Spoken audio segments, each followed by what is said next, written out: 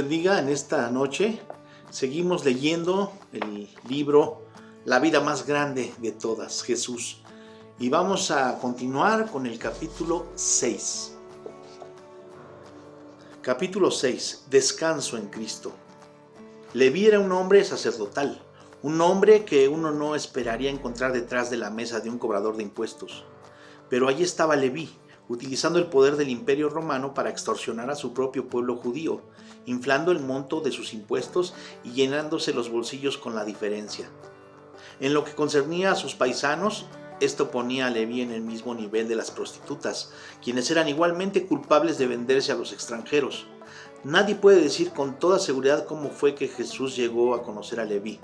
Quizás, al igual que Nicodemo, vino a ver al rabí bajo el manto de la noche para recibir una enseñanza privada. O tal vez Jesús conocía a Alfeo, el padre de Leví. Lo que sí sabe todo el mundo es que cierto día Jesús pasó por la oficina de impuestos de Leví y escandalizó a todo el mundo cuando lo llamó a ser uno de los 12. Sin embargo, el cobrador de impuestos no pareció sorprenderse.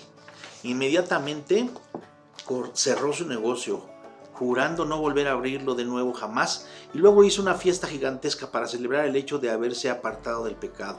Mateo 9, 10 y 11. Sucedió que, estando Jesús sentado a la mesa en casa, he aquí muchos publicanos y pecadores que habían venido estaban sentados a la mesa con Jesús y sus discípulos, y cuando los fariseos le vieron, decían a sus discípulos: ¿por qué come vuestro maestro con los publicanos y pecadores? El sentido común nos llevaría a creer que los líderes religiosos de la comunidad debieron estar presentes en esa celebración. Después de todo, un ex colaborador del enemigo había visto la luz y se había convertido en un perseguidor a tiempo completo de un prominente rabí. Pero cuando cobradores de impuestos, prostitutas y otros pecadores salieron de la sombra social para celebrar la decisión de su amigo, un grupo de clérigos malintencionados se quedó en el otro lado del patio hablando en susurros. Título: La política de la religión. La religión siempre ha sido una herramienta favorita de reyes y gobiernos. Lo único que se necesita es una institución visible que personifique las creencias de las personas que se quiere controlar y que se crea que ella puede determinar quién puede estar adentro y quién debe permanecer afuera. Si alguien cree que tiene el destino eterno de los demás en sus manos, podrá hacerles creer casi cualquier cosa, hacerles querer casi cualquier cosa y hacerles realizar casi cualquier cosa. Algunas de las más grandes iniquidades del mundo las han cometido personas que creyeron que lo que estaban haciendo era bueno y correcto, por más horrible e inhumano que fuera. En el Israel del primer siglo, dos grupos principales competían por el control religioso de la nación, lo que los mantenía atrapados en una relación simbiótica de amor y odio mutuo. Los aristocráticos saduceos ocupaban las posiciones oficiales de poder, entre ellas la autoridad sobre el magnífico templo construido por Herodes, la institución más visible de Israel, pero su abierta colaboración con Roma los hacía muy impopulares entre la población judía, que lo que quería era nada menos que ser una nación libre. Los fariseos nacionalistas tenían el control sobre las masas al mostrarse ostensiblemente judíos. Si la obediencia a la ley de Moisés hacía a alguien judío, los fariseos tenían que mantenerse, a cualquier costo, como los reyes de la excelencia moral. Aunque los saduceos controlaban el templo, lo hacían con el consentimiento de Roma, pero ésta necesitaba de la influencia de los fariseos para controlar al pueblo. Aunque los fariseos tenían muchísima influencia en el pueblo, su belicosa actitud hacia Roma y su falta de poder militar lo único que les permitían hacer era vocear consignas. Roma necesitaba a los saduceos para mantener al mínimo la interferencia de los romanos. De las dos cosas que se necesitaban para manipular a un pueblo, la institución religiosa y la autoridad religiosa, ninguno de los dos grupos tenía ambas. Por tanto, protegían cuidadosamente lo que cada uno controlaba. Título: Los señores del sábado. Para mantener su superioridad moral, o por lo menos la impresión de la misma, los fariseos decidieron enfatizar la parte de la ley de Dios que se ajustaba a su inclinación natural. Por cualquiera que fuera la razón, el cuarto mandamiento se convirtió en su favorito, según la ley dada a los israelitas por medio de Moisés. Éxodo 20, 10 y 11. El séptimo día será sábado para el Señor tu Dios. No harás en él obra alguna, ni tú, ni tu hijo, ni tu hija, ni tu siervo, ni tu sierva, ni tu animal, ni el forastero que está dentro de tus puertas. Porque en 6 días el Señor hizo los cielos y la tierra y el mar, y todo lo que hay en ellos, y reposó en el séptimo día. Por eso el Señor bendijo el día del sábado y lo santificó. Originalmente el séptimo día fue apartado para conmemorar la creación del mundo por parte de Dios y para celebrar su provisión. Él hizo la tierra y la llenó con todo lo que el hombre necesitaría. El día séptimo cesó toda actividad. La palabra sábado está basada en el verbo hebreo cesar. Dios hizo una pausa para declarar que lo que él había creado era bueno y perfecto. El sábado conmemoraba también el pacto que Dios había establecido con la nación de Israel cuando les dio la tierra prometida. Era un día de celebración y de cantos, un tiempo en el que las familias se deleitaban en Dios y en que se acercaban más entre sí. Su respiro del penoso trabajo diario les daba la oportunidad de celebrar la provisión y la protección de Dios. Pero algo curioso sucedió cuando los ejércitos de Babilonia destruyeron el templo en el año 586 a.C. y se llevaron cautivos a los judíos de su tierra. Al haber sido despojados de todo lo que los hacía característicamente judíos, buscaban apoyo en la ley de Moisés para recuperar su identidad nacional y mantenerse unidos como pueblo. Por tanto, el exilio dio nacimiento al fariseísmo, el cual hizo del legalismo el valor esencial del judaísmo y de la identidad judía. En el tiempo de Jesús, los fariseos habían transformado el sábado en algo muy diferente a lo que Dios había ordenado, al sencillo mandamiento del descansar. Los fariseos le habían añadido una larga lista de prohibiciones específicas y por si acaso habían omitido algo, crearon 39 categorías de actividades prohibidas para ese día.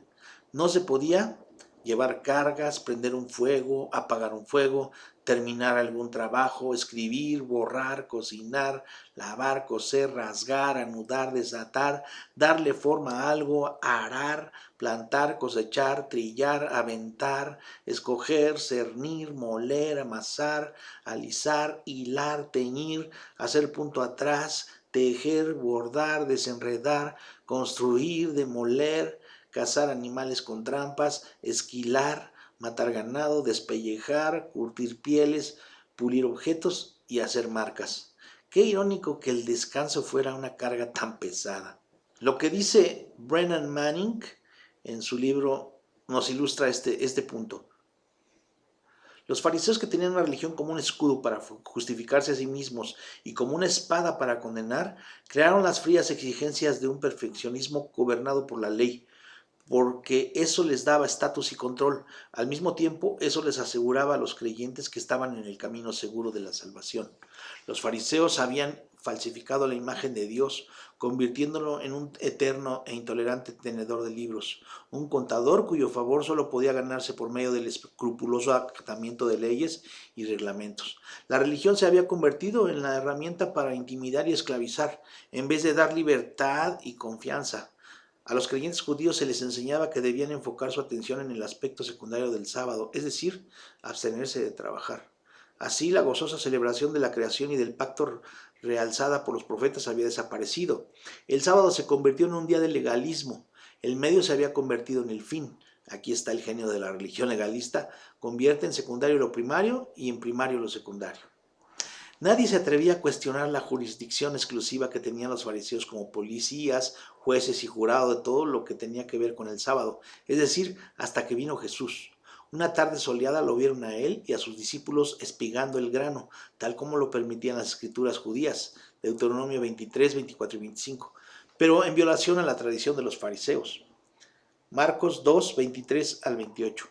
Aconteció que Jesús pasaba por los sembrados en sábado y sus discípulos se pusieron a caminar arrancando espigas. Los fariseos le decían: mira, ¿por qué hacen en los sábados lo que no es lícito? Y él les dijo: ¿nunca habéis leído que hizo David cuando tuvo necesidad y pasó hambre él y los que estaban con él?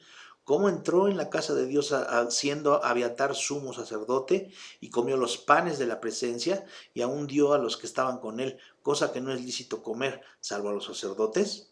También les dijo: el sábado fue hecho para el hombre y no el hombre para el sábado. Así que el Hijo del Hombre es Señor aún del sábado.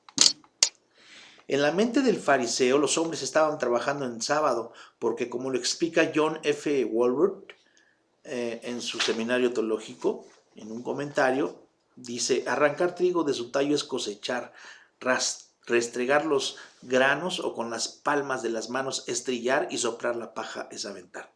Jesús censuró esto dándoles tres importantes puntos a los autoproclamados guardianes de la moralidad. En primer lugar, los fariseos daban más importancia a las tradiciones de los hombres que a la ley de Dios. En su intento por elevarse a sí mismos y dominar a los demás, pasaban por alto los dos mandamientos más importantes. Amarás al Señor tu Dios con todo tu corazón y con toda tu alma y con toda tu mente. Y amarás a tu prójimo como a ti mismo. Mateo 22, 36 al 39. En segundo lugar, Dios dio leyes a su pueblo para bendecirlo, no para que se convirtieran en una carga. Cada una de estas leyes, o bien elevada la calidad de la vida humana, o restaurada la relación con Dios después de haberse producido una ruptura, Él no hace demandas irrelevantes y nunca actúa por capricho. En tercer lugar, la ley vino de Dios y nunca puede ser más importante que Dios. El Señor bendijo el día del sábado y lo santificó, Éxodo 20:11.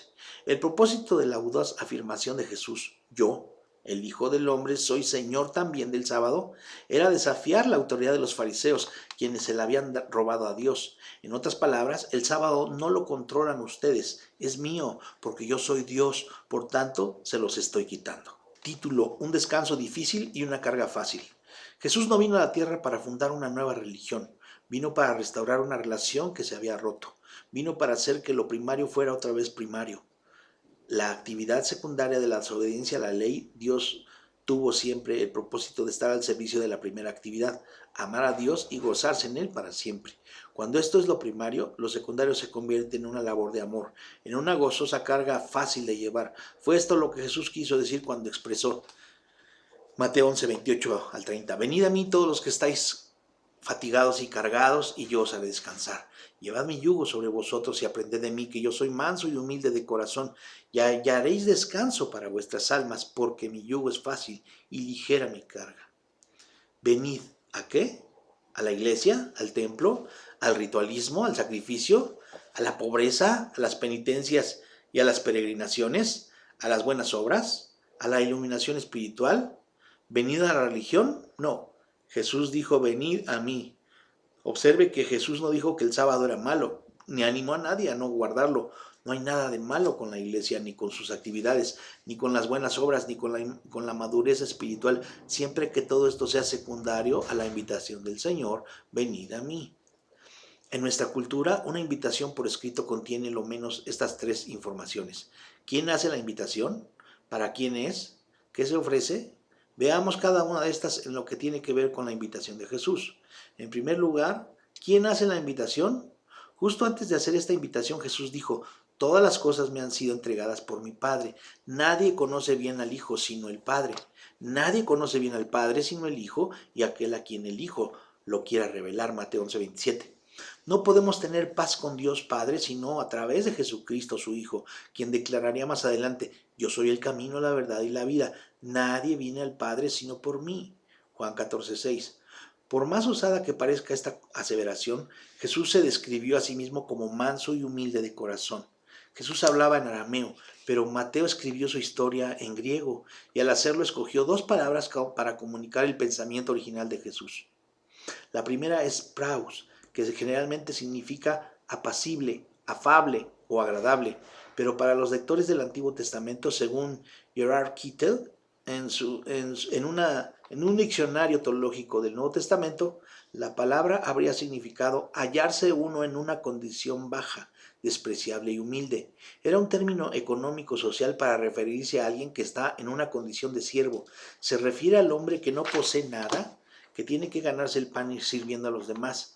Más tarde, los profetas del Antiguo Testamento tomaron esta palabra para describir a los que eran obedientes a Dios y que soportaron su exilio de la tierra prometida con una tranquila y esperanzada confianza en el Señor, sin la más mínima pizca de irritación. Es decir, describe a una persona que no tiene en absoluto ningún sentimiento de que algo le pertenece. Jesús dijo a los fariseos, hacen todas sus obras para ser vistos por los hombres.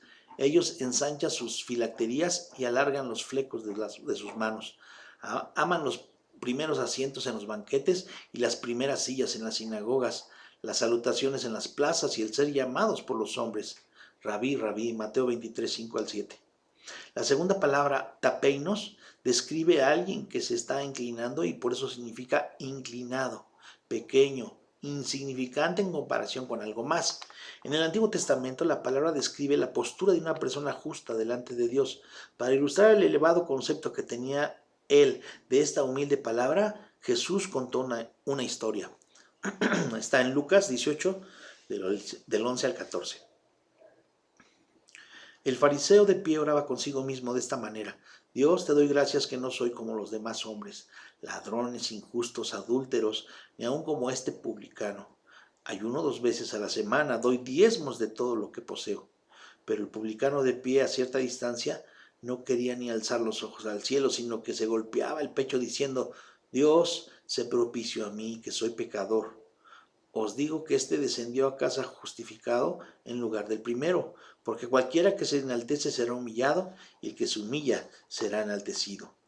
A diferencia de los envanecidos fariseos que se creían muy importantes, que no tenían ninguna base verdadera para su orgullo y que no merecían ningún ensalzamiento por su justicia, Jesús se identificó a sí mismo y deliberadamente con las personas que él había venido a levantar.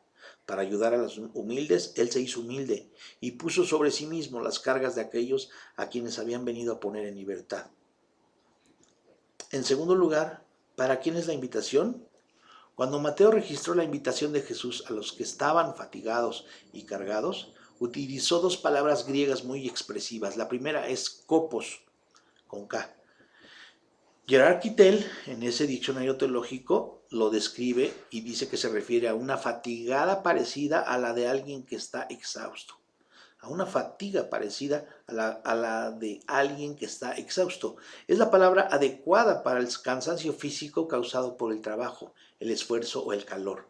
Esta palabra era utilizada usualmente para describir el agotamiento severo de un soldado en la batalla o el de un mensajero que había corrido varios kilómetros. Jesús utilizó también la palabra para describir la mortificación que produce el afán.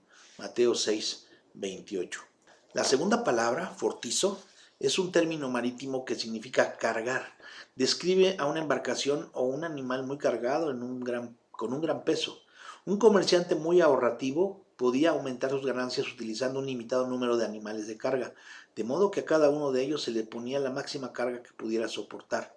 Jesús usó esta imagen para describir a los líderes religiosos hipócritas que atan cargas pesadas y difíciles de llevar y las ponen sobre los hombros de los hombres, pero ellos mismos no las quieren mover ni aun con el dedo. Mateo 23, 4. El primer verbo es activo, mientras que el segundo es pasivo. Dice Marvin Richardson Vincent en su estudio del Nuevo Testamento para describir los lados activo y pasivo del sufrimiento humano. El respetado comentarista William Barclay, en su obra El Evangelio de Mateo, volumen 2, dijo: para los judíos la religión era un asunto de innumerables reglas. La gente vivía su vida en un bosque interminable de normas que controlaban todas sus acciones. Tenían que escuchar para siempre una voz que les decía: no harás esto o aquello. Hasta los rabíes se daban cuenta de esto. Hay cierta parábola triste y pesarosa puesta en la boca del Corán, que muestra lo obligante y exigente y gravosa que puede ser la ley. Había una pobre viuda en mi comunidad que tenía 2 hijas y un campo. Cuando comenzó a ararlo, Moisés, es decir, la ley de Moisés dijo: no ararás con buey y con asno juntamente. Cuando ella comenzó a arar, él dijo: no sembrarás tu viña con mezcla de semillas. Cuando comenzó a cosechar y a amontonar el trigo, él dijo: cuando sigues tu mies en tu campo, cuando ciegues tu mies en tu campo y olvides en el campo una gavilla, no regresarás para tomarla. Deuteronomio 24:1. Y cuando ceguéis la mies de vuestra tierra, no cegarás hasta el último rincón de tu campo. Levítico 19:9. Cuando ella comenzó a desgranar, él dijo: dame la ofrenda alzada y el primer y el segundo diezmo. Ella aceptó el mandamiento y se lo dio todo a él. ¿Qué hizo entonces la pobre mujer? Vendió su campo y compró 2 ovejas para hacerse ropas con su lana y sacar provecho de la venta de las crías. Cuando parieron a Aarón, es decir, las demandas del sacerdocio, vino y dijo: dame los primogénitos. Entonces ella aceptó la decisión y se los dio. Cuando llegó el momento de esquilar las ovejas, las esquiló y entonces vino a Aarón y le dijo: dame las primicias de la lana de tus ovejas, Deuteronomio 18:4. Y luego pensó, yo no puedo levantarme contra este hombre, mataré las ovejas y me las comeré. Entonces Aarón vino y dijo, dame la espaldilla, las quijadas y el estómago. Después dijo, aunque he matado las ovejas, no estoy a salvo de ti. He aquí que serán consagradas. Entonces Aarón dijo, en ese caso, me pertenecen totalmente a mí. Número 18:14. Las tomó y se marchó y la dejó llorando con sus 2 hijas. Los judíos del primer siglo estaban bajo una carga de religiosidad de creación humana, una larga lista de reglas que regían prácticamente todos los aspectos de su vida, todas ellas basadas en leyes dadas por Dios, pero luego torcidas e infladas para satisfacer el deseo de un grupo o de personas que querían dominar a los demás. Los judíos fervientes estaban desmoralizados espiritualmente y eran incapaces de cumplir con las demandas. Necesitaban hallar alivio. En una palabra, necesitaban descanso. Por último, ¿qué se ofrece en la invitación de Jesús? La palabra traducida como descanso proviene de un verbo griego que significa hacer detener o poner fin a algo. Es un término muy parecido al verbo hebreo sabat, del cual se deriva la palabra sábado. Cada viernes por la tarde, al ponerse el sol, los judíos fieles le ponen fin a su trabajo y hasta la puesta del sol del día siguiente. Jesús prometió restaurar lo que la religiosidad había pervertido. La religión dice, trabaja más, esfuérzate más, haz esto, no hagas esto, dame hasta que no tengas más. Dios todavía no está complacido contigo. Empuja, empuja más duro y por más tiempo. Jesús vio los corazones de estas personas que estaban exhaustas, sobrecargadas, ansiosas y estresadas y les ofreció un camino mejor. La metáfora de Jesús, llevad mi yugo sobre vosotros y aprended de mí, tiene una evidente connotación de esclavitud que él se propuso claramente que tuviera, pero también involucra mucho más. Un yugo es un tablón de madera entallado que descansa sobre los lomos de un par de bestias, por lo general bueyes o asnos, que les permite alar un arado u otro artefacto conjuntamente. En el Antiguo Testamento el yugo era símbolo de carga o esclavitud. Génesis 27:40. En otras partes de la Escritura, el yugo puede simbolizar unión o pacto íntimos. Segunda de Corintios 6:14. Y en la literatura judía posterior, un yugo representaba la totalidad de las obligaciones morales que todo buen judío debía tomar sobre sus hombros. El yugo de la Torá, el yugo de los mandamientos, etc. La clara intención de Jesús fue utilizar esta imagen del yugo para darle un vuelco irónico. Indudablemente, la esclavitud a Cristo es la mayor libertad que puede experimentar una persona. Sin embargo, la frase "y aprended de mí" sugiere que él quería algo más. En el primer siglo, los rabíes judíos utilizaban la frase "llevar el yugo de" con el significado de ser el discípulo de un maestro particular. Lamentablemente, los rabíes se habían vuelto notoriamente insensibles e hipócritas. William Handricken, en su comentario del Nuevo Testamento, dice: por la interpretación equivocada, las alteraciones y las añadiduras que le habían hecho a la ley de Dios, el yugo que los maestros de Israel ponían sobre los hombros de las personas era el yugo de un legalismo totalmente injustificado. Era el sistema de enseñanza que insistía en la salvación a través de una estricta obediencia a una multitud de reglas y normas. Pero ahora aquí en Mateo 11:29, Jesús pone su enseñanza contra la enseñanza a que se había acostumbrado la gente. Lo que Jesús dijo en palabras de hoy fue: ¿están cansados? ¿Están fatigados? ¿Están agotados por la religión? Entonces vengan a mí, libérense conmigo de todo eso y volverán a tener vida. Yo les mostraré cómo tener un descanso verdadero. Caminen conmigo y trabajen conmigo. Vean cómo yo lo hago. Aprendan el ritmo espontáneo de la gracia. Mateo 11, 28 y 29. Jesús se refirió a su yugo con la palabra Crestos, que significa, según Gerard Kittel, en su diccionario teológico del Nuevo Testamento, excelente, servicial, útil, adaptado a su propósito, bueno. Con mucha frecuencia se le pedía a un carpintero que hiciera un yugo que se adaptara perfectamente a un determinado animal. Cuando un buey o un asno tenía puesto un yugo Crestos, podía tirar del arado duramente muchas horas sin bufar ni lastimarse. Además, Jesús prometió que su carga, basada igualmente en la palabra cargados del versículo 28, sería liviana, fácil de llevar. La ilustración del yugo de Jesús comunica una invitación que tiene tres partes. Él nos invita a sustituir la pesada carga del legalismo, la estricta obediencia a una multitud de reglas y normas por un perpetuo sábado del alma. Jesús nos invita a aceptarle como nuestro maestro, para que podamos aprender de él cómo vencer, manejar el estrés, enfrentar las presiones del mundo con tacto y dignidad, perdonar, ministrar a otros y mantener la conexión con el Padre Celestial. El Señor nos invita a rechazar la esclavitud a la religiosidad, las riquezas, el estatus, las religiones, las relaciones y a todo lo demás que sea una carga para nosotros, para que podamos convertirnos en esclavos de Él. La palabra que mejor describe a la esclavitud a Cristo es descanso, el regalo de la humildad. De los 4 escritores de los evangelios, Mateo fue quien pareció entender mejor esta parábola. En efecto, fue el único que registró esta particular invitación de Jesús. Sospecho que lo hizo porque recordaba el yugo del pecado, especialmente la carga más pesada que llevaban las prostitutas y los cobradores de impuestos, las nudistas y los traficantes de drogas, los fugitivos, los adictos y todos los demás que eran objeto del desprecio público. Además del peso del sentimiento privado de vergüenza que todo el mundo tiene, ellos soportaban además el yugo del estigma público. Sospecho que Mateo entendía también lo que significa llevar puesta la piel emocional protectora que usan los desesperados indigentes, que no necesitan que se les recuerde que las personas buenas los consideran unos inestables. Esas personas que esconden su vergüenza detrás de una mirada vacía y endurecida y desafían al mundo para que éste juzgue al único compañero seguro que ellos tienen, su pecado. Quisieran buscar ayuda entre los rectos, pero los que van a la iglesia tan primorosamente vestidos les parecen mojigatamente superiores y que profesan una religión que simplemente les promete cambiar una carga por otra. Casi nada puede penetrar la armadura emocional que llevan puesta aquellos cuya resistencia ha sido vencida por la moralidad de los rectos.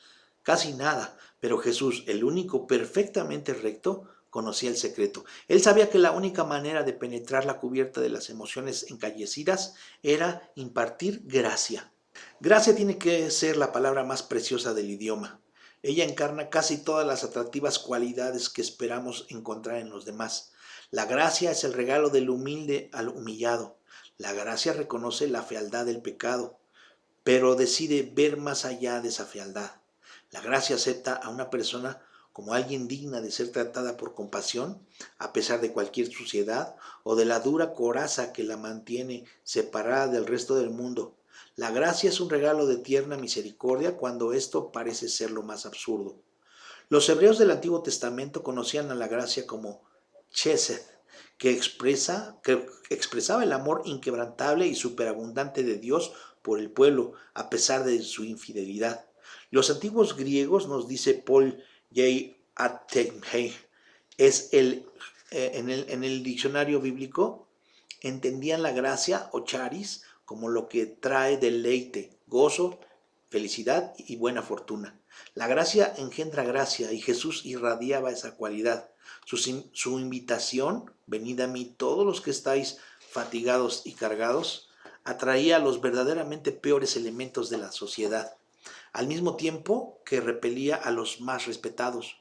Por eso le ganó el rechazo rabí, por eso le ganó al rechazado rabí la adhesión de unos discípulos ardientemente fieles, a quienes él defendía con todo descaro. Mientras los indigentes morales de la ciudad celebraban con Leví y su nuevo maestro, los fariseos manifestaban su censura. ¿Por qué coméis y bebéis con los publicanos y pecadores? La relación entre Dios y sus criaturas era lo que menos les importaba. Los fariseos tenían un sistema de casa moral para mantener y un territorio político que defender.